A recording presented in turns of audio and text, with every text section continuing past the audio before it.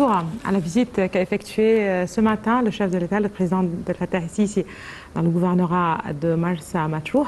Comme on l'a bien précisé, c'est le président Sisi qui a visité les checkpoints justement de l'armée et de la police à Saloum et qui a aussi rencontré les habitants de Saloum, Matruh et Sidi Barrani. Justement, pour plus de précisions sur sa tournée, nous avons le plaisir d'avoir avec nous en ligne en direct M. Ahmed El-Laissi Nassef, qui est un expert en économie. Bonsoir M. Ahmed El-Laissi Nassef.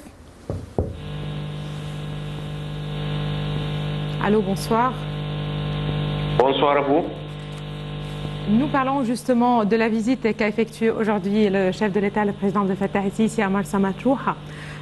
Comme on l'a bien précisé, c'était l'occasion de parler des préoccupations des Égyptiens en général. C'était l'occasion d'aborder, de parler du plan de développement du gouvernement, de l'État en général. C'était l'occasion de parler des défis, de la crise économique, mais aussi de l'intérêt accordé par l'État justement aux tranches les plus vulnérables et comment soutenir ces tranches.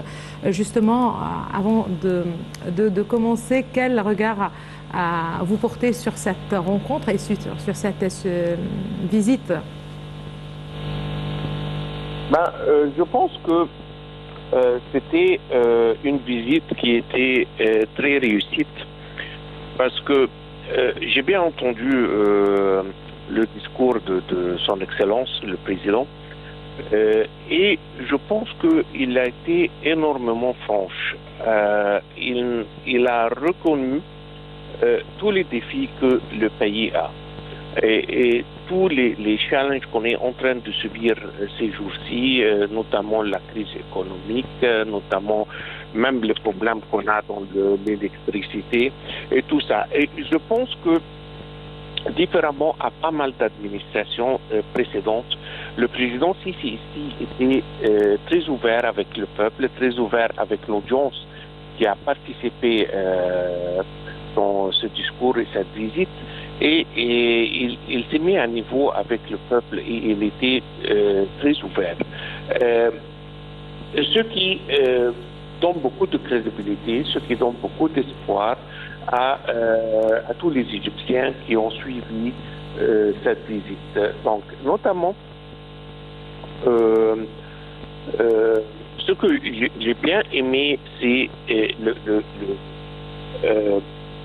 la dimension économique qui était dans le discours du président. Il a été très franc et quand il a parlé de l'idée de pourquoi il est en train de faire tous ces projets énormes, des projets qui sont tout proches de l'ouest du pays, les opportunités que ces projets donnent à la population égyptienne qui vit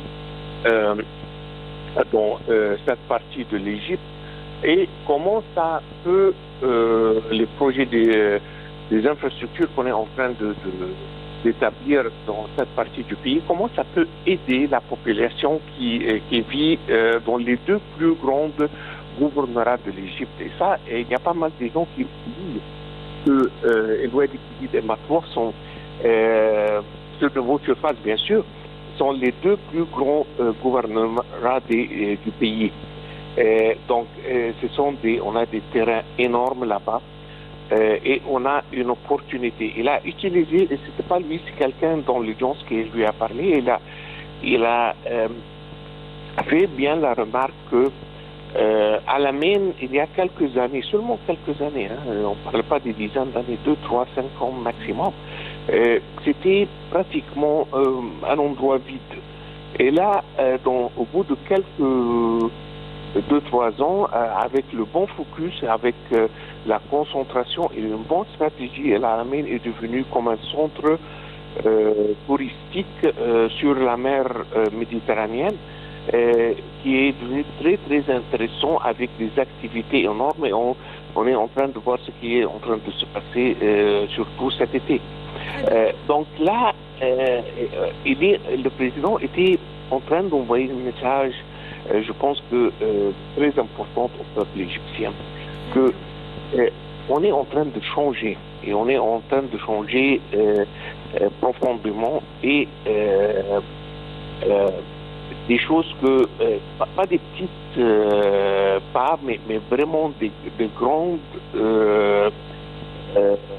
changements qu'on est en train de voir sur plusieurs dimensions. Il a parlé aussi du grand projet du poste nucléaire qui est sous construction dans la ville El Baba. Il a parlé aussi le plan du train qui va lier l'Ain Sokhna à Matouh.